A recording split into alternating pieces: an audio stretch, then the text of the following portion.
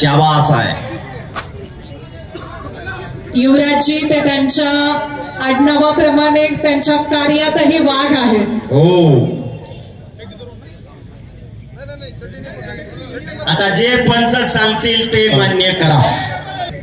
या कुस्तीला लाभलेले पंच मंगेश भाऊ खैरनार प्रभाग क्रमांक 6 मधून येत्या सटाणा नगरपालिकेच्या निवडणुकीसाठी इच्छुक उमेदवार आहेत. शाबास.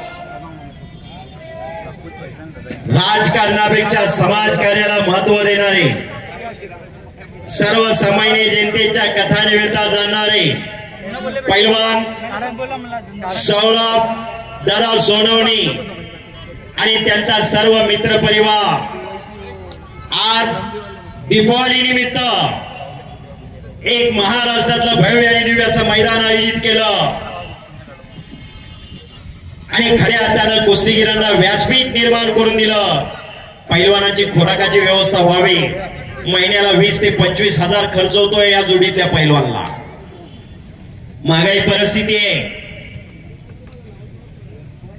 गरीबागरीच पुरुषार्थ आणि मर्दुमकी जपली जाते हा एक इतिहास आहे. हिंद केसरी मारुती माने 2.5 एकर जमीन आणि 3 जण भाऊ दुसऱ्याच्या रोजानी कामाला जायचे, अंगाव काम खंडून घ्यायचे, पगार जास्त पडावा 2-4 आणे म्हणून जागतिक कीर्तीचे पैलवान झाले. कवटेपिरान नावाचं गाव सांगली जिल्ह्यात, सांगली जवळ, गावाजवळ गेला तर गाव दिसत नव्हतं. दिल्ली तख्तावरती गावाचं नाव गाजवलं.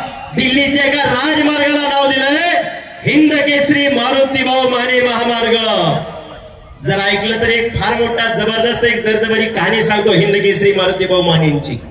सांगलीचं शिष्टमंडळ दिल्लीला गेलो होतं राजीव गांधीला भेटायला. थांबा की जाता ऐका जरा ऐका. दिल्लीला भेटायला गेलो होतं राजीव गांधींना भेटण्यासाठी सांगलीचं शिष्टमंडळ. सांगलीचे स्वतंत्र सेनानी धुळाप्पांना जावले यांना कॉप्ट करून खासदार घ्या म्हणून. हे सगळं शिष्टमंडळ एका हॉलमध्ये बसलं होतं.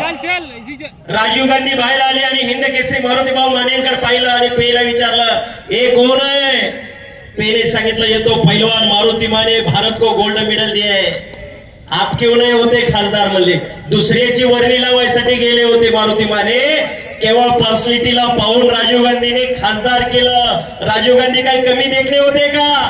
पण ते ब्राह्मणी सौंदर्य आलं, हे मर्दुमकी सौंदर्य आलं. जसे देहाचे तसेच दिलाचे. 6.5 फूट उंची होते, 6.5 फूट उंची होते. आणि कुस्ती कडला एक मिनिट सोड. या ठिकाणी मारुती भाऊ मानेंचं चरित्र सांगतोय 2 मिनिटं. एकमेव उदाहरण, महाराष्ट्रातलं गावचे सर्वांचे मित्र झाले होते. नंतर कुस्ती म्हणजे काय जन्माना जन्मीचं वैर नाही. कुस्ती खेळ आहे. हरजीत होत असते, विजय पराभव होत असतोय, पण ते सगळं स्वीकारायचं असतं. जगत जेता गामा जगत जेता झाला. उंचीत भरत नाही म्हणून गामाला बाहेर काढलं जात होतं. त्याच्या वस्तांना ठरवलं, माझ्या पट्ट्या पुढे करून 10 मिनिटं टिकला तरी $10,000.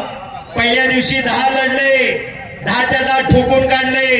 दुसऱ्या दिवशी 12 लढले, 12च्या 12 लोळागोळा केले आणि जनतेत आवाज उठला, भारताच्या गामाला भाग घेऊ दिलाच पाहिजे. गामाने भाग घेतला, गामा जगत जेता झाला. पण पोलंडच्या जिस्कोला आसमान दाखल होतं. जिस्कोला तो पराभव मान्य झाला नाही. पुन्हा तयारी करून भारतात आला आणि भारतात पुन्हा कुस्ती लागली. पुन्हाही 42 सेकंदात आकडी लावून आसमान दाखवलं गामाने. जिस्कोला भारताची फायनी झाली. गामा जातीने मुस्लिम होते, पण कृष्ण भक्त होते, धर्मनिरपेक्ष होते. गामा भारताची फायनी झाली. गामा पाकिस्तानात राहायला गेले.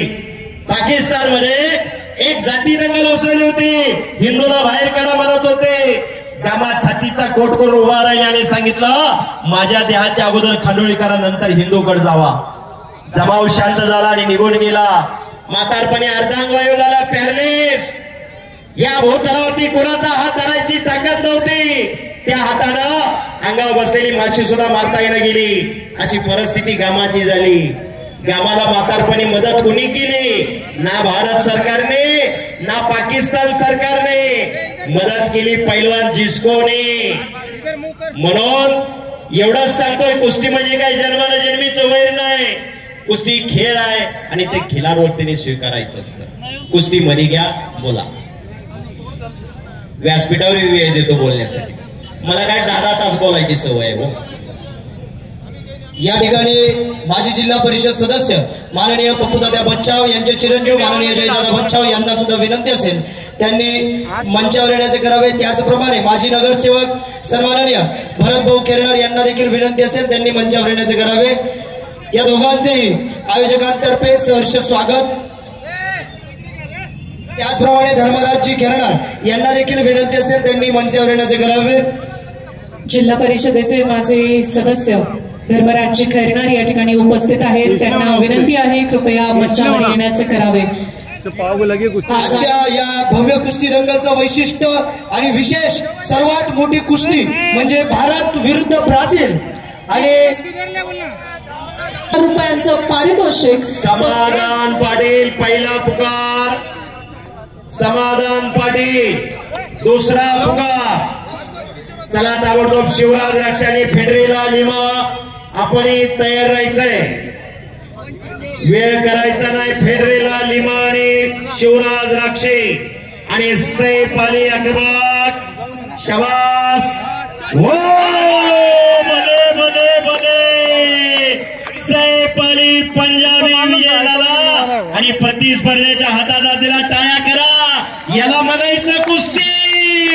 यानंतरची पुढची कुस्ती असणारे पैलवान समाधान पाटील धुळे, माफ करा, पैलवान समाधान पाटील आणि पैलवान कुमार माने अकलूज यांच्यामध्ये. मालेगावचा सैफ अली पंजाबी पैलवान विजय झालेला आहे. गोपाळ खैरनार यांच्याकडून सैफ अलीसाठी 100 रुपयाचं बक्षीस.